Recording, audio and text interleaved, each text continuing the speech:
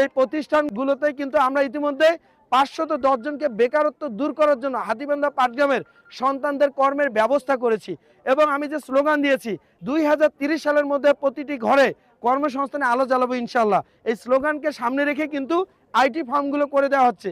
Shihab Ahmed technical institute, আমি বলেছি আমি একটা প্রজন্মকে তৈরি করব, এই জন্য কাজ করে যাচ্ছি। আমি বলেছি আমাদের কর্মসংস্থানের ক্ষেত্র তৈরি করব, ইতিমধ্যে কর্মের ব্যবস্থা করতেছি এবং টেকনিক্যাল ইনস্টিটিউটে সম্পূর্ণ বিনামূল্যে ফ্রিল্যান্সিং এর ব্যবস্থা করতেছি। আমরা জানি পার্শ্ববর্তী দেশ ভারত প্রতি বছর $100 বিলিয়ন আয় করতেছে আইটি থেকে। আপনি গুগলের সিও তাকেও দেখবেন সে ভারতীয়, কিন্তু বাংলাদেশে কেন এইরকম দক্ষ জনবল তৈরি হচ্ছে না? এই লক্ষ্যে কিন্তু আমি এই টেকনিক্যাল ইনস্টিটিউট গড়ে তুলতেছি। ইনশাআল্লাহ সারা দেশের 1 কোটি ইয়াং জেনারেশনকে আমরা এই ফ্রিল্যান্সিং এর আওতায় নিয়ে আসবো। আমার স্বপ্ন দেশের 495টি উপজেলায় একটি করে শিহাব আহমেদ টেকনিক্যাল ইনস্টিটিউট গড়ে তোলা। হাতীবান্ধা পাটগ্রাম শুধু নয়, সমগ্র বাংলাদেশকে এগিয়ে নিয়ে যেতে এবং ইনশাআল্লাহ শিক্ষায় যেন একদিন আমি নোবেল পেতে পারি, এই স্বপ্ন নিয়ে মাঠে নেমেছি।